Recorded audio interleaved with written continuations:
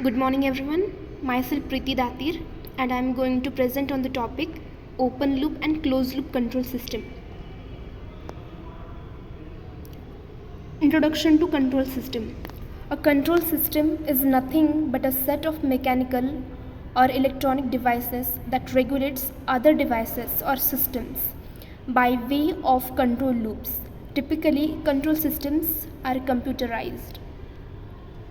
There are two types of control system, mainly known as open loop control system and another one as closed loop control system. First we will see open loop control system. Open loop control system is nothing but a system where input does not depend on the output. Regardless of how the system behaves, the input signals are independent of the system's response. Here we can see in this diagram, the input is nothing but the control action applied to the system, and the output is the system's reaction for a given input. The output can be affected also by some disturbances which interact with the system, and examples of open loop control systems are like traffic signals, electric toasters, etc. etc. Advantages of open loop control system. The open loop control system is simple and inexpensive. This is reliable and easy to design and implement. There are some disadvantages of open loop control system also. We have seen in this diagram that the system is affected by the disturbances. The output is actually affected by some disturbances which interact with the system. Therefore, it makes system very sensitive to the disturbances, and which also leads to inaccuracy and limited precision is there. So these are the disadvantages of open loop control system. We'll see this. Another example of open loop control system, which is the vehicle driving on the road. We'll see in brief. In this case, we'll consider that the input is the engine torque, the system is the vehicle itself, and the output is the vehicle speed. The driver is adjusting the engine torque by pressing the accelerator pedal. The road gradient is considered to be the disturbance. Now let's analyze what is happening with our system for different conditions of input and disturbances. As we can see in this diagram, there is input is given, now output is shown, as well as there are different zones, zone A, B and C. So we'll go one by one. In zone A, for a given position of the accelerator pedal, the engine will generate a certain amount of torque which will be applied to the wheels. If the road is straight, which means no gradient, the vehicle speed will stabilize at a constant value. Then we'll go for zone B, which we can see the road load disturbance is there. So in this, the road has a positive gradient which acts as a disturbance on the system.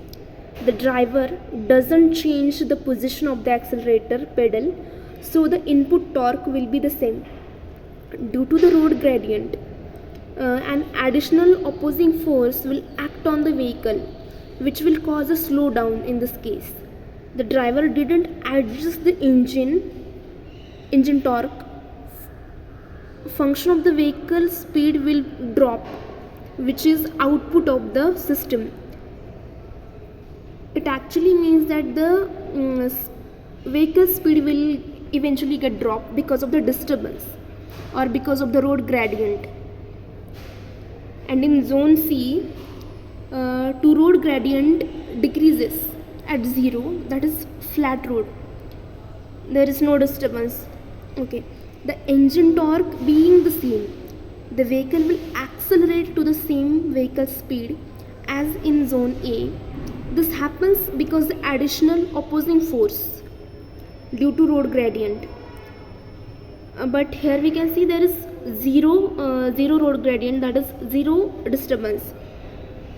So it becomes null and the engine torque is enough to accelerate back the vehicle. Due to the fact that the input, that is engine torque, was an adjusted function of the vehicle speed or road gradient, the system's response was affected, and this can be seen as an open loop where the driver didn't adjust the accelerator position in order to keep a constant vehicle speed.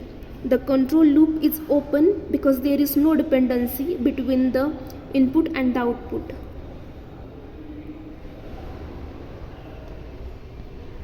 Okay, now we'll go to the closed loop control system. Closed loop control system is nothing but a system where feedback is provided. In a closed loop control system, the input is adjusted function of the output of the system. This means that any disturbances affecting the system will be compensated by the input.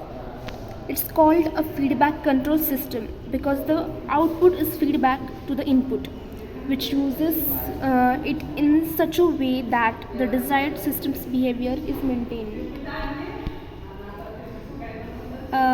In this diagram, we can see that there is a feedback provided from output to the input. So here disturbances cannot affect the working of the system, or the system can use different mechanisms to control the feedback and control the output by the feedback, which will eventually give us the desired output, and we can say controlled output. This is the main advantage of closed loop control system, which results in accuracy, precision, and it is robust to disturbances. Means there is not any kind of effect of disturbances on the system. It can compensate for non-linearities as well. So the disadvantages of closed loop control system are like the system can be unstable if not designed properly, and more complex and expensive.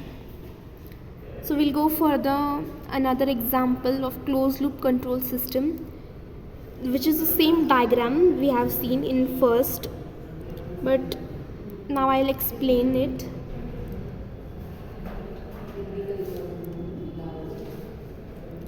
Let's look at the same vehicle example. In this scenario, the vehicle will be in cruise control mode. This means that the vehicle speed is no longer controlled by the driver, though the accelerator pedal position, but by the engine control module. The cruise control function keeps a predefined vehicle speed that is set by the driver regardless of the road conditions by adjusting the engine torque. In this example, we'll go for the zone A.